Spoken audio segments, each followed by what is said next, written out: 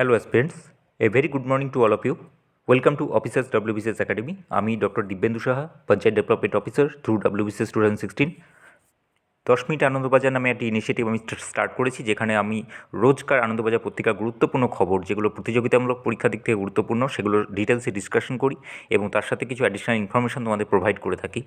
So এই ভিডিওতে থাকবে 5th 6th এবং 7th ডিসেম্বরের ইম্পর্ট্যান্ট নিউজ এবং আর্টিকেলসগুলো, যেগুলো প্রতিযোগিতামূলক পরীক্ষার দিক থেকে গুরুত্বপূর্ণ। যেহেতু আমরা একটু পিছিয়ে পড়েছি, সেই জন্য এই ভিডিওতে আমরা 5, 6 এবং 7 তারিখের যে ইম্পর্ট্যান্ট আর্টিকেলসগুলো রয়েছে সেগুলো একসাথে আলোচনা করার চেষ্টা করব, এবং এর পরে যে ভিডিওতে সেখানে আমি তারপরে যে 3 দিন, সেই 3 দিনের আর্টিকেলসগুলোর সম্বন্ধে আলোচনা করব। তাহলেই আমরা আস্তে আস্তে কম্পেনসেট করে ফেলতে পারবো।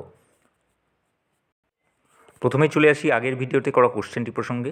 কোশ্চেনটি ছিল হচ্ছে যে ইন্ডিয়ার মধ্যে কোন স্টেট ফার্স্ট লোকায়ুক্তা নিয়োগ করেছিল। সো অ্যান্সার দিয়েছে রাজদীপ দাস, একদম সঠিক অ্যান্সার দিয়েছে যে মহারাষ্ট্র হচ্ছে সেই রাজ্য, প্রথম রাজ্য যেটি ইন্ডিয়ার মধ্যে সর্বপ্রথম লোকায়ুক্তা নিয়োগ করেছিল 1971-এ, এবং এসপি কোটওয়াল ছিলেন প্রথম লোকায়ুক্তা। আজকে তোমাদের জন্য যে প্রশ্নটা থাকবে সেটা হচ্ছে যে তোমরা সবাই শুনেছো কেরালার শবরীমালা টেম্পলের কেসটা সম্বন্ধে। সো ওই কেসটা ভার্ডিক্ট বা রায় যেটা দেওয়া হয়েছিল, সেই রায় দেওয়ার জন্য 5 জন জাজের একটা বেঞ্চ তৈরি করা হয়েছিল, 5 জন জাজকে কনসিস্ট করে। সো যেটা রায় এসেছিল, সেই রায়টা কিন্তু 4:1 হিসাবে এসেছিল, অর্থাৎ 4 জন জাজ এক পক্ষে ছিলেন এবং একজন জাজ তিনি কিন্তু সেই ডিসিশনের বিপক্ষে ছিলেন। সো যেটা বলা হয়েছিল, সেই 4 জনের যে রায়টা ছিল, 4 জন কিন্তু একই মত ছিল তাদের, যে শবরীমালা টেম্পলে মহিলাদের যে এন্ট্রি বা প্রবেশাধিকার, সেটাকে বঞ্চিত করা কিন্তু অসাংবিধানিক। কিন্তু একজন জাজ ছিলেন, তিনি কিন্তু এর বিপক্ষে রায় দিয়েছিলেন, অর্থাৎ তার মনে হয়েছিল যে মহিলাদের যে প্রভিশনটা রয়েছে মহিলাদের এন্ট্রিকে ব্যান করা, সেটা কিন্তু হওয়া উচিত। সো তোমাদেরকে যেটা বলতে হবে যে এই 5 জন জাজের মধ্যে একমাত্র জাজ যিনি এই 4 জন জাজের এগেনস্টে ডিসিশন দিয়েছিলেন, সেই জাজের নাম কি? তোমরা হয়তো আশা করি কোশ্চেনটা বুঝে গেছো। যদি না বুঝতে পারো, তোমরা একটু ভিডিওটা রিওয়াইন্ড করে আবার কোশ্চেনটা শুনে নাও, এবং সবচেয়ে আগে যে সঠিক অ্যান্সার দেবে, পরের ভিডিওতে আমি তার নামটি অ্যানাউন্স করব। চলে আসছি আর্টিকেলসগুলোতে। প্রথম আর্টিকেলস, হেডিং হচ্ছে বিপদের পথ। এটি রিলেটেড হচ্ছে আমাদের প্রধানমন্ত্রী নরেন্দ্র মোদীর একটি প্রস্তাব রেখেছিলেন, এক দেশ এবং এক ভোট, অর্থাৎ আমাদের ভারতবর্ষ দেশে বিভিন্ন ক্ষেত্রে যে ভোটগুলি হয়, লোকসভা ভোট, বিধানসভা ভোট এবং পঞ্চায়েত এবং মিউনিসিপ্যালিটিস ভোট ইত্যাদি ইত্যাদি। সো সমস্ত ভোটগুলোকে যদি একসাথে একইভাবে কন্ডাক্ট করা যেত, তাহলে কি আমাদের যে ইলেকশনের পিছনে যে ব্যয়টা হয়, সেটা কি কমানো যেত? এটা নিয়েই, এই প্রসঙ্গ নিয়েই আর্টিকেলটি। এবং এখানে যেটা বলা হয়েছে যে বারে বারে এই কেন্দ্রীয় সরকার কিন্তু এই প্রস্তাবটি নিয়ে এসছে যে সব কটা ভোট যদি একসাথে কন্ডাক্ট করা যায়, তাহলে তাদের মতে যে এত ব্যয় হয়, রাষ্ট্রীয় ব্যয় হয় ইলেকশনের পেছনে বা নির্বাচনের পেছনে, সেটা কিন্তু অনেকটা পরিমাণে কমানো সম্ভব। কিন্তু যেটা কথা হচ্ছে যে বিপক্ষে যারা আছেন তারা কিন্তু এটাকে খারিজ করছেন, এবং তারা যেটা বলছেন যে ভারত যেহেতু একটি যুক্তরাষ্ট্রীয় কাঠামোর অন্তর্গত, এবং ভারতে যেহেতু যুক্তরাষ্ট্রীয় কাঠামোটা একটি বেসিক স্ট্রাকচারের মধ্যে পড়ছে, সো যদি একই সময়ে লোকসভা এবং বিধানসভা ভোট করা হয়, তাহলে কিন্তু ভোটের যে এজেন্ডাগুলো, সেই এজেন্ডাগুলো কিন্তু ঠিকঠাক প্রতিফলিত হবে না। অর্থাৎ যেটা ফলস্বরূপ দেখা দেবে যে কেন্দ্রীয় সরকারের যে পার্টিটি ক্ষমতায় এখন আসনে বসে আছেন, তারাই কিন্তু প্রভাব খাটিয়ে এই বিধানসভা যে ভোটগুলি, সেই ভোটগুলিতে কিন্তু তারা ইনফ্লুয়েন্স করতে পারেন। সুতরাং যুক্তরাষ্ট্রীয় কাঠামোতে যদি সঠিকভাবে মানুষের রায় জানতে হয়, তাহলে কিন্তু ব্যয় হওয়া সত্ত্বেও, অর্থাৎ অনেক পরিমাণ, বিপুল পরিমাণ ব্যয় হওয়া সত্ত্বেও ভোটগুলো কিন্তু আলাদা আলাদা হওয়াটাই বাঞ্ছনীয়। তাতে কিন্তু বোথ জাতীয় ইন্টারেস্ট এবং প্রাদেশিক ইন্টারেস্ট দুটোই কিন্তু আমাদের সফলভাবে মানুষরা সেই রায়টা দিতে পারবে। এর পরের আর্টিকেলটির হেডিং নতুন পথে। যেটা এই আর্টিকেলের বিষয়বস্তু, সেটা হচ্ছে এই কোভিড মহামারী পরিস্থিতিতে বিভিন্ন শিল্পগুলির মধ্যে যে আমাদের একটি উল্লেখযোগ্য শিল্প রয়েছে পর্যটন শিল্প, সেই পর্যটন শিল্পটা যে কতটা মার খেয়েছে, সেই সেই রিলেটেড আলোচনা রয়েছে আর্টিকেলে। এবং যেটা বলা হচ্ছে যে কোভিড-19 পরিস্থিতিতে বিশ্বের বহু দেশ তো বটেই, এমনকি এক একটি দেশের রাজ্যগুলির সীমান্ত পর্যন্ত পর্যটন শিল্প কিন্তু বন্ধ হয়ে গেছে। এবং যেহেতু বিমানবন্দরে বিমান চলাচল এখন বন্ধ আছে, দূরপাল্লার ট্রেন বন্ধ আছে, এবং বিভিন্ন জায়গায় যে সমস্ত লকডাউন এবং রেস্ট্রিকশনের কারণে পর্যটকরা কিন্তু খুব একটা ভিড় করছেন না। এবং বিভিন্ন জায়গায় যে হোটেলের ব্যবসাগুলো আছে, সেই হোটেলের ব্যবসাগুলো কিন্তু বিপুল পরিমাণে মার খেয়েছে। কিন্তু আমরা যেহেতু জানি যে এই কোভিড মহামারী পরিস্থিতির শেষ দিকে আমরা এগোচ্ছি, এবং এই বছরের শেষ দিকে কিন্তু পর্যটন শিল্পে একটু হলেও জোয়ার দেখা দিয়েছে, এবং আস্তে আস্তে পর্যটন শিল্প কিন্তু আগের অবস্থায় ফিরে আসার চেষ্টা করছে। কিন্তু যেটা সুদূরপ্রসারী একটা প্রভাব, অর্থাৎ পর্যটন শিল্প যেটা আগের মতো দেখা যেত যে লোকজনের ভিড়, সেটা কিন্তু বিশেষজ্ঞ মহল মনে করছেন যে আগের মতো সেই ভিড়টা কিন্তু আগামী 2 থেকে 3 বছর কিন্তু দেখা নাও যেতে পারে। কারণ হচ্ছে যে এক আন্তর্জাতিক যে পর্যটকরা আসেন, মানে বিদেশ থেকে যারা পর্যটকরা আসেন, তাদের ক্ষেত্রে যে নিয়মটি ম্যান্ডেটরি করা হয়েছে যে তারা যদি এই দেশে দুই সপ্তাহের জন্য কোথাও ঘুরতে আসেন, তাহলে কিন্তু তাদেরকে আইসোলেশনে থাকতে হবে 1 সপ্তাহ। অর্থাৎ পুরো টেনিওরটা কিন্তু 1 মাসে দাঁড়াচ্ছে, যেটা কিন্তু অনেকের পক্ষেই ব্যয়বহুল হয়ে পড়ছে। এবং আমাদের যে অভ্যন্তরীণ অর্থাৎ ডোমেস্টিক যে পর্যটন ক্ষেত্রগুলি আছে, সেখানে যদি পর্যটনের জন্য এনকারেজ অর্থাৎ ছাড় না দেওয়া হয়, তাহলে কিন্তু পর্যটন শিল্পের সঙ্গে জড়িত যে সমস্ত মানুষজন রয়েছেন, তাদের কিন্তু জীবনযাপনের কিন্তু খুব একটি প্রভাব বিস্তার করতে পারে এই করোনা মহামারী পরিস্থিতি। এবং সেই জন্যই কিন্তু both in terms of domestic and international tourism আমাদের কিন্তু একটু চিন্তাভাবনা করার প্রয়োজন রয়েছে যে কীভাবে এই পর্যটন শিল্পটাকে এনকারেজ করে আবার আগের অবস্থায় ফিরিয়ে আনাটা সম্ভবপর হয়। এর পরের আর্টিকেলটি হেডিং হচ্ছে ওরা বাধ্য তাই বদ্ধ। অ্যাকচুয়ালি এটি রিলেটেড হচ্ছে চিতাবাঘ নিয়ে, অর্থাৎ চিতাবাঘের সংরক্ষণ এবং চিতাবাঘের যে ব্যাপ্তি গোটা বিশ্বজুড়ে, তা সেটি নিয়ে আর্টিকেলটি রয়েছে। তোমরা এটা ডেসক্রিপটিভ রাইটিং পারপাসের জন্য পড়তে পারো। এটি খুব সুন্দর একটি আর্টিকেল, যেখানে চিতাবাঘের যে সংরক্ষণ সেটা সম্বন্ধে বিস্তারিত আলোচনা করা হয়েছে। তোমরা স্বভাবতই জানো যে পৃথিবীর যে 8টি বিগ ক্যাট রয়েছে, তার মধ্যে ভারতে আগে 6টি পাওয়া যেত, অর্থাৎ বাঘ, সিংহ, লেপার্ড, স্নো লেপার্ড, প্যান্থার এবং চিতা। এবং তার মধ্যে কিন্তু চিতাবাঘ হচ্ছে সবচেয়ে বেশি দ্রুততম, অর্থাৎ তারা কিন্তু 3 সেকেন্ডে 100 কিমি প্রতি ঘন্টা গতি তুলতে পারে। এবং আরও কিছু ইন্টারেস্টিং তথ্য এই আর্টিকেল থেকে তোমরা পেয়ে যাবে। এবং তাছাড়াও ডেসক্রিপটিভ রাইটিং পারপাস অর্থাৎ কনজারভেশন অফ ওয়াইল্ড অ্যানিমালস, সেদিক থেকে কিন্তু এই আর্টিকেলসটি খুব গুরুত্বপূর্ণ। সো তোমরা পড়ে রাখতে পারো, এটি তোমাদের কিন্তু খুব হেল্পফুল হবে। এর পরের আর্টিকেলটি হেডিং গণতন্ত্রের নিয়তি। এটি রিলেটেড হচ্ছে রিসেন্টলি বাবরি মসজিদের কেসটি নিয়ে যে ভার্ডিক্টটা দেওয়া হয়েছে, সেই রায়ের যৌক্তিকতা নিয়ে আলোচনা রয়েছে এই আর্টিকেলটিতে। এবং যেটাতে বলা হয়েছে যে ভারতের মতো দেশে কিন্তু সংখ্যালঘু যে শ্রেণী যারা রয়েছেন, তাদের স্বার্থ ও অধিকার রক্ষার দায় কিন্তু গণতন্ত্রের অন্যতম মৌলিক দায়িত্ব। এবং তার সাথে সাথে আগের যে ট্রেন্ডটা দেখা গেছে, যে আগে আমরা দেখতে পেয়েছিলাম যে স্বাধীনতার পরে রাজ্যের মুখ্যমন্ত্রীদেরকে চিঠি লিখেছিলেন প্রধানমন্ত্রী জওহরলাল নেহরু, এবং সেই চিঠিতে তিনি সংখ্যালঘুদের যে মানে অধিকার, সেটাকে অধিকার রক্ষা আর যে দাবি, সেই দাবিটা কিন্তু তিনি জানিয়েছিলেন। এবং সংখ্যালঘুদের অধিকার রক্ষার জন্য তিনি কিন্তু সচেষ্ট হয়েছিলেন। কিন্তু আমরা বর্তমানে যেটা দেখতে পাচ্ছি যে বিভিন্ন ক্ষেত্রে কিন্তু সংখ্যালঘুদের যে মৌলিক অধিকার, সেটি কিন্তু বিভিন্ন জায়গাতেই ক্ষুণ্ণ হচ্ছে, এবং সেটা নিয়ে কিন্তু সরকারের কোনো তৎপরতার একটা কোথাও যেন একটা অভাব লক্ষ্য করা গেছে। তো এই আর্টিকেলটি সেই ব্যাপারটাকে রিফ্লেক্ট করছে যে কোনো একটা গণতান্ত্রিক দেশে কিন্তু শুধুমাত্র ক্ষমতা জোর দেখিয়ে কিন্তু সংখ্যালঘুদের উপর নিপীড়ন করাটা কিন্তু গণতান্ত্রিক কাঠামোর পরিপন্থী। সো তোমরা এটা পড়ে রাখতে পারো, খুব সুন্দর আর্টিকেলটি রয়েছে। এটি তোমাদের ডেসক্রিপটিভ রাইটিংয়ের জন্য খুব খুব হেল্পফুল হবে। এরপরের আর্টিকেলটি হেডিং চাঁদের মাটিতে চীনের পতাকা। চাঁদ থেকে মাটি এবং নুড়ি সংগ্রহ করে বৃহস্পতিবার বেজিংয়ের সময় অনুযায়ী রাত 11টা 10 মিনিটে পৃথিবীতে ফেরার যাত্রা শুরু করেছে চীনের মহাকাশযান ছ্যাংওয়ে-5।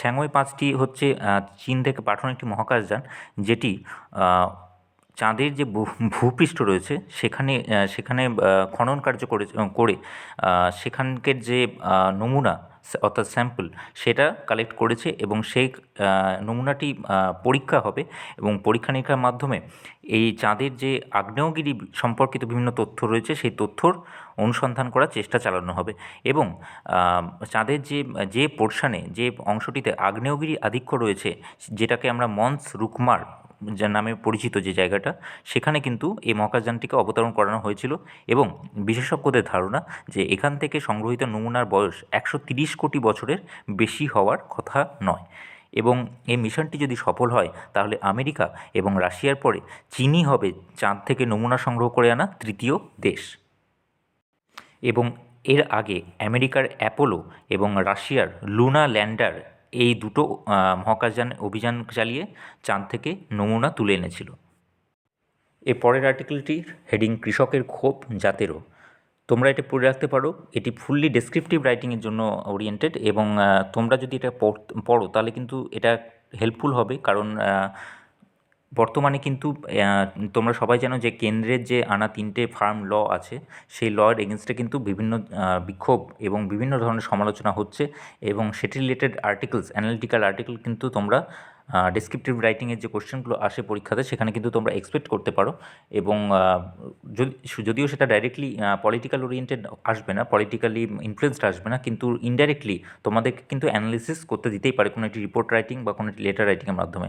সো সেই দিক থেকে দেখতে গেলে এই আর্টিকেলটি খুব হেল্পফুল হবে তোমাদের জন্য, সো তোমরা এটা পড়ে রাখতে পারো। এর পরের আর্টিকেলটির হেডিং ভবিষ্যতের ডাক। এটি রিলেটেড হচ্ছে অতি সম্প্রতি পশ্চিমবঙ্গের মুখ্যমন্ত্রী মমতা বন্দ্যোপাধ্যায় তিনি কিন্তু পশ্চিমবঙ্গে সিলিকন ভ্যালি নামক একটি তথ্য প্রযুক্তি হাব তৈরি করার কথা ঘোষণা করেছেন এবং তথ্য প্রযুক্তির শিল্প যেটি রয়েছে সেই শিল্পটা আমাদের রাজ্যে কিন্তু সেভাবে প্রচারিত এবং প্রসারিত হয়নি। সো সেটিকে পুনরুজ্জীবিত করার জন্য এই প্রয়াস এবং তথ্য প্রযুক্তি শিল্পের জন্য যে সিলিকন ভ্যালি গড়বার উদ্যোগটি পশ্চিমবঙ্গ সরকার নিয়েছে সেটি খুব তাৎপর্যপূর্ণ কারণ প্রথমত এই শিল্পে জমির যে প্রয়োজন সেটা কিন্তু অনেক কম এবং তার জন্য বিভিন্ন যে রাজনৈতিক ইনফ্লুয়েন্স থাকে একটা উদ্যোগ বা একটা প্রকল্প শুরু করতে গেলে সেই উদ্যোগে কিন্তু রাজনৈতিক ইনফ্লুয়েন্স থাকার সম্ভাবনাও কম এবং দ্বিতীয়ত যদি একটি তথ্য প্রযুক্তি শিল্পর কেন্দ্র এখানে গড়ে ওঠে তাহলে কিন্তু সেখানে কিন্তু আমাদের পশ্চিমবঙ্গ থেকে কিন্তু অনেকটাই পরিমাণে কর্মসংস্থান সম্ভব হবে। কিন্তু যেটি প্রশ্ন সেটি হচ্ছে যে এর আগেও কিন্তু তথ্য প্রযুক্তি শিল্পে পশ্চিমবঙ্গ সরকার অনেক ধরনের উদ্যোগ নেওয়ার চেষ্টা করেছিল কিন্তু সেটি বাস্তবায়িত হয়নি শুধুমাত্র একটি কারণে, কারণ যে সমস্ত লগ্নিকারী সংস্থাগুলো বাইরে থেকে আসছেন তারা কিন্তু পশ্চিমবঙ্গের শিল্পের সম্ভাবনা সম্পর্কে কিন্তু ওয়াকিবহাল এবং তারা যেটা আগেও ফেস করেছেন যে কোনো একটি শিল্পের উদ্যোগ গড়ে তোলার পরে কিন্তু প্রশাসনিক সহযোগিতা কিন্তু সহজলভ্য হয় না, অর্থাৎ পশ্চিমবঙ্গ কিন্তু প্রশাসনের দিক থেকে কিন্তু সহযোগিতাটা পাওয়া যেত না এতদিন, কিন্তু বর্তমানে যেটা মনে করা হচ্ছে যে প্রশাসনিক সহযোগিতা যদি পাওয়া যায় তাহলে কিন্তু এই উদ্যোগ বা এই প্রকল্পগুলো কিন্তু সত্যিই বাস্তবায়িত করা সম্ভব এবং তার ফলে কিন্তু বিপুল পরিমাণ কর্মসংস্থানের একটি সম্ভাবনা রয়েছে। এর পরের হেডিংটি স্বাস্থ্যকর। এই আর্টিকেলসটি রিলেটেড হচ্ছে বর্তমানে পশ্চিমবঙ্গ সরকার আমাদের রাজ্যের সকল অধিবাসীদেরকে কিন্তু যে হেলথ ইন্স্যুরেন্স রয়েছে পশ্চিমবঙ্গ সরকারের স্বাস্থ্যসাথী প্রকল্প সেই প্রকল্পের আওতায় এনেছেন সবাইকে এবং বর্তমানে যে প্রোগ্রাম চলছে গোটা পশ্চিমবঙ্গ জুড়ে যার নাম দুয়ারে সরকার, সেখানে কিন্তু স্বাস্থ্যসাথী প্রকল্পে অন্তর্ভুক্তির জন্য প্রায় এখনও অবধি 6 লক্ষেরও বেশি লোক আবেদন জানিয়েছেন এবং যেটি মনে করা হচ্ছে যে এই স্বাস্থ্য যে বিমার প্রকল্পটি রয়েছে সেটি কিন্তু যে সাধারণ শ্রেণীর মানুষ আছেন তাদের কিন্তু চিকিৎসা ব্যবস্থাটাকে কিন্তু তাদের করায়ত্তের মধ্যে আনাটা সম্ভব হয়েছে এবং তারা কিন্তু এই স্বাস্থ্য বিমার মাধ্যমে তাদের যে স্বাস্থ্যের ক্ষেত্রে যে খরচ সেটা কিন্তু অনেকটাই কমাতে পারবেন এবং তাদের ক্ষেত্রে কিন্তু স্বাস্থ্য পরিষেবা পাওয়াটাও অনেকটাই পরিমাণে সহজলভ্য হবে। যেটা আমরা জানি যে কেন্দ্রীয় সরকারেরই প্যারালাল একটি স্কিম রয়েছে আয়ুষ্মান ভারত, যেটি পশ্চিমবঙ্গ অনুকরণ করেছে স্বাস্থ্যসাথী নামে এবং প্রধানমন্ত্রী আয়ুষ্মান যোজনার প্রিমিয়ামের 60% দিয়ে থাকে, যেখানে কিন্তু পশ্চিমবঙ্গ সরকার স্বাস্থ্যসাথীর মাধ্যমে সম্পূর্ণ প্রিমিয়ামটি দেবে বলে ব্যক্ত করা হয়েছে এবং স্বাস্থ্য বিমা সত্যিকারই কিন্তু আমাদের যে স্বাস্থ্য পরিষেবা রয়েছে সেটি কিন্তু খুব হেল্পফুল করে বা সাধারণ মানুষকে সেই স্বাস্থ্য বিমার স্বাস্থ্য পরিষেবা পেতে। কারণ যেটা দেখা গেছিলো যে 2008 সালে দারিদ্র্যসীমার নিচে নাগরিকদের জন্য রাষ্ট্রীয় স্বাস্থ্য বিমা যোজনা স্টার্ট করা হয়েছিল এবং তার মূল্যায়নে দেখা গেছিলো যে তাহাতে কিন্তু হাসপাতালে চিকিৎসার সুযোগ অধিক মানুষ গ্রহণ করেছেন এবং তার সঙ্গে সঙ্গে রোগীর যে ব্যয় ক্ষমতা সেটা সম্পর্কে যদি হাসপাতালগুলি নিশ্চিত হয় তাহলে কিন্তু তারা কিন্তু দ্রুত পরিষেবা পাওয়ার সুযোগ পান। কিন্তু যেটি সমস্যা দেখা দিয়েছে সেগুলি হচ্ছে যে এই স্বাস্থ্যসাথী প্রকল্পে কিন্তু আউটডোর যে পরিষেবা সেই আউটডোর পরিষেবা কিন্তু ইনক্লুডেড নয়। অর্থাৎ যে সমস্ত খরচাগুলি রয়েছে যেগুলি স্বাস্থ্যসাথীর মাধ্যমে ইম্বার্স করা হবে সেগুলি কিন্তু পুরোটাই ইনডোর যে পরিষেবা সেটার জন্য। এবং যেটা দেখা গেছে যে দরিদ্র মানুষদের ম্যাক্সিমামই আউটডোর পরিষেবাতে কিন্তু একটি হিউজ পরিমাণ অ্যামাউন্ট একটা স্পেন্ড করতে হয়, যদিও সেটা কিন্তু স্বাস্থ্যসাথীতে ইনক্লুড করা হয়নি। এবং তার সাথে সাথে এটাও দেখা গেছে যে বিভিন্ন যে ইন্স্যুরেন্স স্কিমগুলো আছে সেই ইন্স্যুরেন্স স্কিমগুলোতে যে ইম্বার্সমেন্টের ব্যাপারটা, অর্থাৎ খরচ করার পর যে টাকাটা হাসপাতাল সরকারের কাছ থেকে নেবে সেই টাইমটা কিন্তু অনেক বেশি হয়ে যায়। অর্থাৎ সরকার কিন্তু অর্থ যেটা রয়েছে সেটা কিন্তু মেটাতে অনেক দেরি করে, যার জন্য কিন্তু হাসপাতালগুলি কিন্তু স্বাস্থ্যসাথী কার্ড হোল্ডার যারা যারা রয়েছে তাদেরকে কিন্তু অ্যাডমিট করতে বা তাদের খরচা জোগাতে কিন্তু অনেক সময় দেখা যায় যে খুব একটা উৎসাহী হয় না। এবং এর সাথে সাথে রয়েছে যে অনেক সময় দেখা যায় যে চিকিৎসক এবং হাসপাতালে অকারণে অস্ত্রোপচার করে যে রোগীর বিপন্নতা এবং সরকারের ব্যয় দুটোই কিন্তু বাড়ানোর একটা প্রবণতা দেখা দেয়। এবং তার সাথে সাথে যদি ইনফ্রাস্ট্রাকচার ডেভেলপমেন্ট না হয় তাহলে কিন্তু কার্ড থাকা সত্ত্বেও বা ইন্স্যুরেন্স থাকা সত্ত্বেও কিন্তু সাধারণ মানুষেরা পরিষেবা থেকে বঞ্চিতই থেকে যাবেন। সো এতগুলি ইম্পর্ট্যান্ট দিক রয়েছে যেগুলি সম্বন্ধে কিন্তু সরকারকে ভাবার প্রয়োজনীয়তা রয়েছে। এর পরের আর্টিকেলটির হেডিং সংবিধানের মর্যাদায় যেখানে সুরক্ষিত নয় সেখানে পরিবেশ। এটি রিলেটেড হচ্ছে আমাদের যে সংবিধানের যে 3টি স্তম্ভ তার মধ্যে গুরুত্বপূর্ণ একটি স্তম্ভ হচ্ছে আমাদের লেজিসলেচার। সেই লেজিসলেচার কতটা পরিমাণে পরিবেশ বান্ধব, অর্থাৎ পরিবেশ সম্পর্কে যে আইনগুলো আনা হচ্ছে সেটি কতটা বাস্তবায়িত করা সম্ভব হচ্ছে সেটা কিন্তু এই আর্টিকেলের মাধ্যমে উঠে এসছে। এবং আমাদের যে সাংবিধানিক যে একটি ডিপিএসপি রয়েছে যেখানে বলা হয়েছে যে এনভায়রনমেন্ট ফ্রেন্ডলি যে কোনো স্টেপ নেওয়া কিন্তু সরকারের একটি উচিত কাজের মধ্যে পড়ছে, সেটি কতদূর বাস্তবায়িত করা হয়েছে সেটি নিয়ে একটি আর্টিকেল রয়েছে এবং এই আর্টিকেলটি তোমরা পড়ে রাখতে পারো। এটি ডেসক্রিপটিভ রাইটিং পারপাসের জন্য খুব হেল্পফুল হবে। এর পরের আর্টিকেলটি হেডিং শুরু হবে বাঘশুমারি, অর্থাৎ ব্যাঘ্র প্রকল্প দপ্তর থেকে জানানো হয়েছে যে সুন্দরবনে বাঘ গণনা করার জন্য জঙ্গলে ক্যামেরা বসানোর কাজ শুরু হয়েছে এবং দপ্তরের 542টি জায়গায় 1164টি ক্যামেরা বসানো হয়ে গেছে এবং বসানোর কাজ শুরু হয়েছে এবং 2021 সালের 8 থেকে 14 জানুয়ারির মধ্যে ক্যামেরাগুলো খুলে দেওয়া হবে এবং এই যে ফুটেজগুলো ক্যামেরার মাধ্যমে নেওয়া হলো সেগুলি দেহরাদূনে পাঠিয়ে বাঘের যে গায়ের ছাপ সেটি অ্যানালাইসিস করে কাউন্টিং করা হবে। সো এগুলোই ছিল গত 5, 6 এবং 7 তারিখের যে ইম্পর্ট্যান্ট আর্টিকেলসগুলো ছিল আনন্দবাজার পত্রিকা, যেগুলো তোমাদের জন্য গুরুত্বপূর্ণ সেগুলোর সম্বন্ধে আলোচনা। তোমরা এই সম্পূর্ণ আর্টিকেলসগুলোর পিডিএফ কম্পাইলেশন পেয়ে যাবে আমার টেলিগ্রাম চ্যানেলে। সো আমার টেলিগ্রাম চ্যানেলে গিয়ে তোমরা ডাউনলোড করে নিতে পারবে এবং তোমরা পড়তে পারবে। সো থ্যাংক ইউ ভিডিওটি দেখার জন্য। তোমাদের কোনো ফিডব্যাক বা সাজেশন থাকলে তোমরা কমেন্টের মাধ্যমে আমাকে জানাতে পারো। ধন্যবাদ।